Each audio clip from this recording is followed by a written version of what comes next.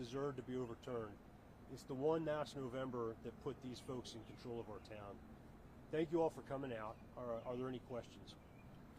You mentioned some of the reasons you feel they should be recalled. Is kind of opens meetings law and not warning folks they were even considering this a part of it as well? I mean, to go into that a little more detail, if you Sure. would. For instance, this never came. The Purcellville police decision never came up to the public. It wasn't even discussed with the rest of the town council, the 3 members that are in the minority. And that is just one example. There are so many others. Most of the motions that have been made by the town council and then voted on never were discussed or reviewed with the rest of the town council. It's been closely held amongst the majority. Many of these decisions, these motions and decisions, were not put up for public debate or discussion, and they seem to be getting written in secrecy, outside of the approved and authorized meeting process. And do you feel that violates the law? It's unethical? What do you feel that does? At minimum, it's grossly unethical. To cut out 3 of 7 voting members is wrong on the face of it. It's definitely against the town's policies for how these things are supposed to be done. And as far as being legal in a larger manner, we don't know. We just want them to start being transparent with us. If there's other actions that come out of that, somebody else is going to have to take care of that. But yeah, it's definitely against the Purcellville code, the Purcellville policies, and it is highly unethical. And it sounds like, based on the number of signatures you've got some buffer in case some of these people wind up not living in Purcellville, whatever. Yeah. So what happens from here? What do you hope happens from here as far as what the Commonwealth's attorney does? We're hoping, first of all, that the Commonwealth's attorney will seal the records. I know that's not the right word, but we're hoping that they can keep the records from public distribution, just for the sake of, there's a lot of folks who have signed, and for different reasons, they would prefer not to have their names disclosed at this point anyway. So we're hoping we can get them held from public view. The other thing that would be helpful is if, when it gets to the judge, if the judge, when he reviews all of our evidence, could suspend them from their offices until the final determination as to whether they're going to be able to remain in office or whether they are removed. That's what we're hoping right there. As far as long term, we really just want to get things to where there's balance put back into the town council, where they are forced to work together and come up with solutions that work for the whole town. Because right now they're not. It's a very narrow agenda that they're pursuing. It's not just the police department, it's so many other things. There's a planning overlay that's up for discussion. And I could go on and on. The way they've handled town staff that disagree with them or don't necessarily give them the information they want. They've fired lawyers in the past. They've fired town managers in the past. That not this particular town council, but some of them are the same. But when they fired Rick Bremseth, that was really kind of a turning point for a lot of us. That's when I decided we got to get involved. That was their very first meeting. They fired Rick. He was a very competent, very effective town manager. He was very effective in getting the morale of the staff back up, because they've been kind of not really treated very well.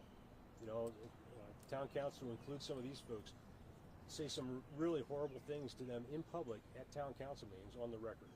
So we got to make all that stop, and that's what we're looking for. The first thing we need to have happen as soon as possible is we need to get them suspended so that they can't take any more actions until the final determination is made. Has either the clerk of the circuit court or the Commonwealth's attorney's office given you an idea of the time frame that we're working with here? Yeah, as a matter of fact, I spoke to Mr. Clemens this morning. Obviously, there's no guarantee. The only guarantee is that the registrar gets 10 days now to do her job and review them and validate and verify the signatures. After that, because of the fact that it's a Loudoun County town, there's going to be some uncertainty as to the jurisdiction of the judge that's appointed to make the final decision. So this could take anywhere from 6 to 8 weeks. which would be great if everything fell into place and there weren't any bureaucratic or administrative, I should say administrative delays. But on the other hand, it could also take 4, 5, or 6 months. I don't think it'll take any longer than that, which is one reason why we really feel like they need to do something now, like suspend them from voting until because that's if we go another 6 months with them acting the way they are, making the decisions the way they are in secret, ramming through on their majority, the damage is going to take years to fix. I wish I had a better answer for you, but that's the only one I have. It's the only one I got. And correct me if I'm wrong, but you need them to verify the signatures. Right. But the Commonwealth's attorney then has to decide, yes, we want to take this up, right? That's correct. And then you need a judge to agree with the Commonwealth's attorney, like they either get suspended or eventually they got to go. That's right. Is that the process from here? That's it. The registrar will do her business in making sure that we have correct signatures, but also the required amount. And then and then Mr. Anderson's going to have to make a decision. Is this worthy of the recall effort or not? If not, then it's over and he'll dismiss it, and that's it. If it is, then a judge will be appointed. We'd really like to have a judge who's here in Loudoun County, but I understand that it's possible that they might have to go. Put it this way: if no judge in Loudoun County will take the case for whatever reason, then the state Supreme Court will appoint the judge that sees the case.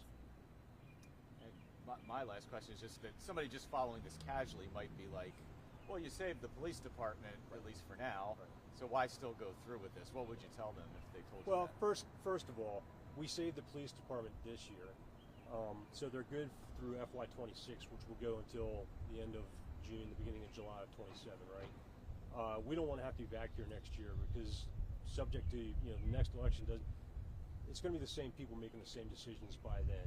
So this is about, and this has always been about more than just the police department. We started this 2 or 3 weeks before they even made that decision. So it's really about everything. So it includes acting in secret.